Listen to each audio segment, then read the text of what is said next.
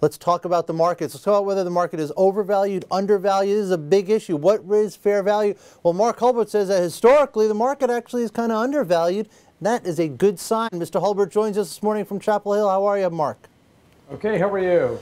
Doing all right. So the market is undervalued right now. Is that what you're telling me? Yeah, the column I have on the site today looks at it from a new angle. Of course, lots of people have been trying to answer this question about whether the market's under or overvalued, and almost everyone looks at the same data, looks at PE ratios, or maybe looks at an adjusted PE ratio.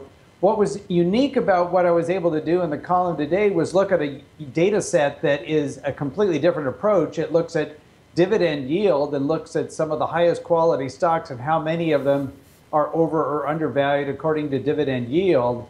And that is the data set that allows me to conclude that the market's closer to the undervalued, not all the way at that extreme, but clearly closer to the undervalued end than to the overvalued end of the spectrum.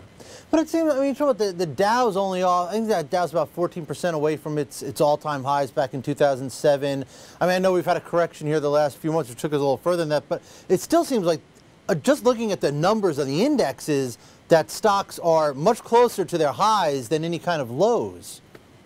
Well, that's right. But what we have to remember is that high that we're, 14% away from right now that was hit in October of 2007 is now nearly 5 years ago. And the balance sheets of American corporations have improved markedly over the last 5 years. And the particular data set I focus on the column today has to do with dividend yield. And there's been a lot of dividend increases over those 5 years. So the fact is that even if the market is not at its high, even if the market were at the same level today as in October of 2007, the underlying balance sheets, profitability, soundness, and so forth of the corporate America is in far better shape. Yeah, and we just pulled a 10-year chart up of the Dow. You could see that a second ago.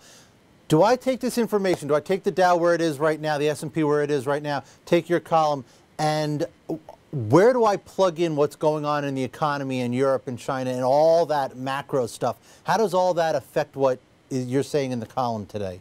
Well, I guess the thing to stress is that any valuation measure, and I'd be the first to stress this about what I talk about in the column today, is a long-term indicator. Basically, valuation measures exert a very weak gravitational pull on the market over any given month or quarter or even 6-month period of time. In fact, in the statistical tests I applied to the data set, which goes back 50 years, the greatest explanatory power comes out in the 2, 3, 4, even 5-year time frame. And so what if you were to take at face value what the data are suggesting is that one can feel some degree of comfort that stocks bought today will provide, especially these high dividend paying stocks, will provide a positive return over the next 5 years.